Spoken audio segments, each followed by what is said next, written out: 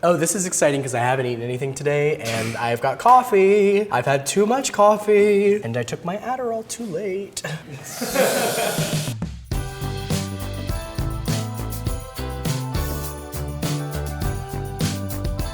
Hello everybody, I'm Vaughn and welcome to the New York Times Cooking Kitchen Studio. Today is another episode of Bake Time and I'm very excited because I get to kind of recreate something that I've eaten my entire life at Christmas time, which is Moravian sugar cake. Moravian sugar cake is this fantastic mix between a coffee cake, a cinnamon roll, and a focaccia. It's something that's really near and dear to my family. We have this bakery in Winston-Salem where my dad's from called Dewey's Bakery. So we would always go and get the sugar cake and it was always so exciting to like heat it up and rip into it on Christmas morning. What's really interesting about it, which I didn't know until I actually started working on this recipe, is that there is a mashed potato in the dough itself, which gives this like really fluffy, light texture, but it's also incredibly, incredibly moist. And I actually got to talk to people at the bakery. Hello, Vaughn. Hey, BJ, how's it going? I'm good, thank you. The Moravians, where they immigrated to, there's two big populations of Moravians in the United States. There's Bethlehem, Pennsylvania, and then there's Winston-Salem, North Carolina. Oh, wow. And so those are really the two places where you're going to find traditional Moravian recipes still being made at bakeries. They actually sent me a sugar cake. When I was going through my testing, I had some versions that were really delicious, but they weren't this.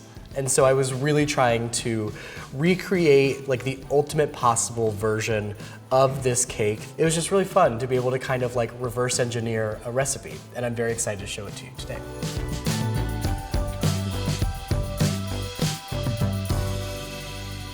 This is some of the most I've ever researched to bake because it is something that is like very near and dear to a specific culture of people and to a region. And I just wanted to kind of do it justice. What kind of sets this apart from a lot of, you know, your standard bread dough is the addition of potato. When in Moravia, do as the Moravians do. I would say go Idahoan on this and get a russet potato rather than like a golden potato and take time to peel it and get these eyes out, just because it goes in the dough and you don't want like little flecks of potato skin in there. I want to get it in pieces that are going to kind of speed up the process of boiling it so that it gets soft faster. And I did not salt this water. I do add salt to the recipe, but you don't want to like salt the potatoes beforehand. Whoa. And then it'll probably boil for about 20 minutes. This is a very like high hydration yeasted dough. When you're making bread, for example, you'll typically proof it a couple different times. You do that with this one as well. You're really only proofing it for a total of like 45 minutes, both 30 in here and 15 in here. There's some intention to that because there's potato in the yeast. It actually feeds it faster, so it can overproof very easily. Oh my God, okay. You're also kind of like looking to intentionally underproof this dough because you don't want it to be bready. You still want it to stay cake-like. I like to grease the bowl that I'm gonna proof it in. And I'm just gonna go all the way up the sides. It won't rise that much, but I'm like, might as well, you know. I just took like maybe a half tablespoon of butter and I kind of go in with the wrapper. I do wanna make sure that I get in the corners here because that is actually where I found like, because you're coating this in brown sugar on the top, the sugar can kind of like get stuck and crusty in those corners if I don't make sure to grease it.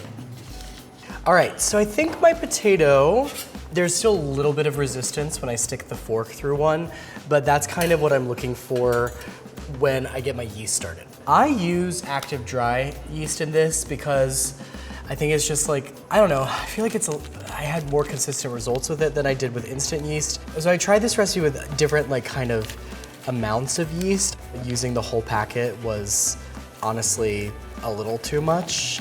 There was just too much of what we call oven spring, which is when you put your dough in the oven, it just got like a little too tall. So I've got a half cup of water here and I've got just 1 tablespoon of sugar, kind of getting it going first. in the water to activate it is an important step, and you're looking for this to get foamy. I'm going to strain the potatoes, and then I'm gonna return them to the pot. I don't want them to be waterlogged. I have a very specific amount of like hydration in this recipe that I want, and I don't want these to have that extra moisture in there. I'll like go in here and I'll mash it up before I measure it. I just kind of take it and I'll give it like a little tiny pat down like this, and just to kind of even it out. But that is my cup of potato. And I will put it into a separate bowl. Because this is hot, we want to cool it down. So I take some like room temperature whole milk. I'm gonna add it to the potato because then also I can get even more of those lumps out with the liquid in the milk. And I just whisk it until it's very, very smooth. You don't want this to be hot to the touch because anything more than like 120 degrees is gonna kill your yeast. I wanna make sure that it's not too hot going into this dough. So this is pretty foamy. The recipe calls for melted and cooled butter, so I'm gonna go ahead and just melt the butter. I like to do it in the microwave. You can also do it on the stovetop. Just make sure that it's, like I said, not too hot. I actually will melt this until there's a little bit of butter solid still left in there, and then I'll stir it around, and that solid butter will kind of temper the hot butter.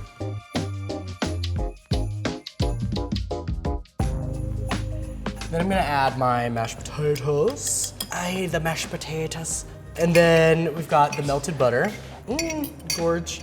Sometimes that dough hook doesn't get everything evenly incorporated from the outset. So I like to just take my flexible spatula or a wooden spoon, get all of the ingredients started before I turn on the mixer. You see now it's pretty lumpy, and as we mix, the dough is gonna get really smooth because obviously we're mixing those ingredients, but then the flour is gonna get hydrated. Whereas a lot of bread dough gets tighter as you knead it, this is maybe gonna get a little bit looser.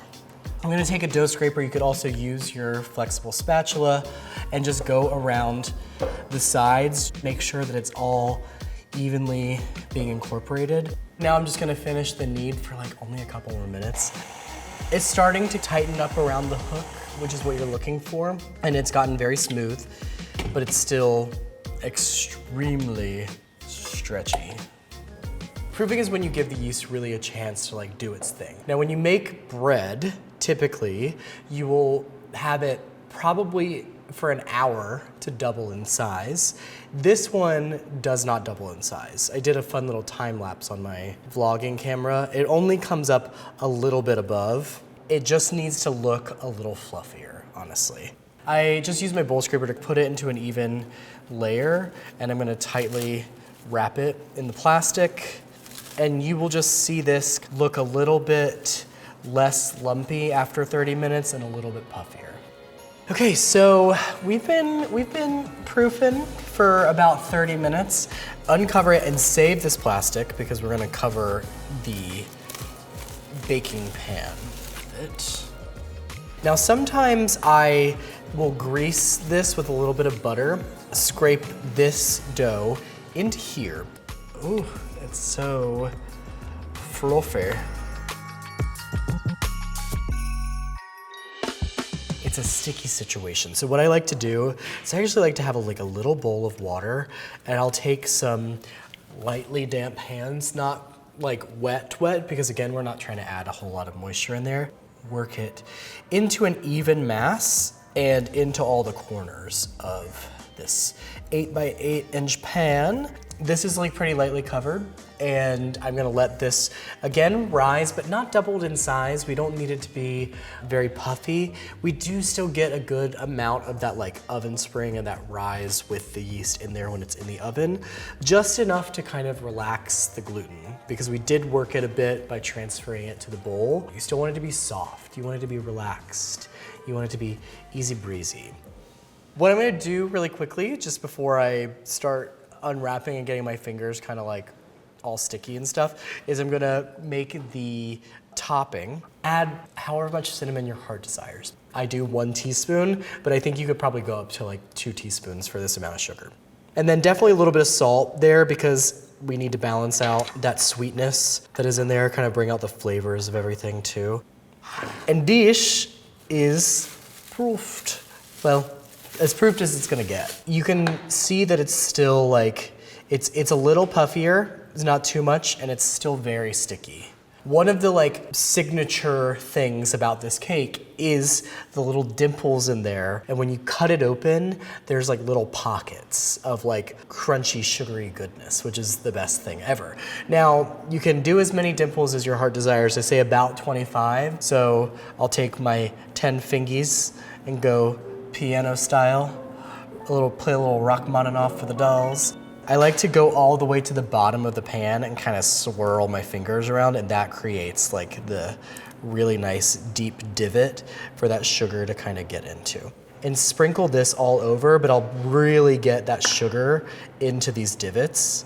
I'm just lightly patting this down. I don't want to like knock any air out or anything like that, and I'm not looking to like compress it, but I am looking to kind of make sure that it like adheres to the dough and will create a nice crust. So the last step before we bake it is to just drizzle the top with butter. You might not be able to get every single dry spot of sugar on here, but try to get as much as you possibly can. So this looks gorgeous. It's ready to go in the oven. I'm gonna just put it on a rimmed baking sheet before I put it in there, just in case. A little insurance, darling. That was the timer. It's been going for about 32 minutes. I think it looks fantastic. I actually haven't seen it yet because we were doing a time lapse of the bake, so it's gonna be a surprise to both of us. Come on. Oh my God. Gorge! Oh my goodness, this looks fantastical. It smells incredible and looks so wonderful. I honestly, at home, just cut it right in the pan. You can run a knife around the edges or like an offset spatula or something, and then carefully, once it's like cooled enough for you to handle, turn it out onto like a wire rack or even a cutting board.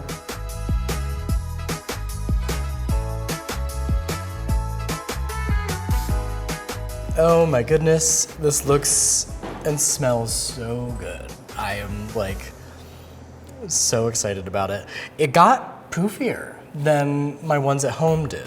But you know what? Even if it's like floofy and tall, it's still gonna taste amazing. Oh my God, do you see that? It's perfect. Oh my God. When you get those little pockets of sugar, they're kind of like little pockets of joy in the middle of this cake. It's so just like crispy and ooey and gooey. The process of like reverse engineering this recipe that I grew up eating was really cool. I loved learning about it, and BJ from Dewey's Bakery, he had this really beautiful line that was like, this is something that 400 years ago somebody was enjoying on Christmas, and now you're gonna bake this and enjoy it with family and friends on your holiday. To be a part of that string of tradition is really special. Oh, BJ, that was beautiful. Also, if you make this recipe for the holidays or even beyond, please, please, please send it to me, baketime@newyorktimes.com, or tag me on Instagram. And all of you who made your cranberry cookie butter cheesecakes, they were incredible. They're so freaking beautiful. I love them. I was just so like, I don't know, so pleased that you were able to make me part of your Thanksgiving. So if you make me part of your Christmas, I'd love to see that too. If you want to find this recipe or any of the Bake Time recipes, go to nytcooking.com. And happy holidays. Bye.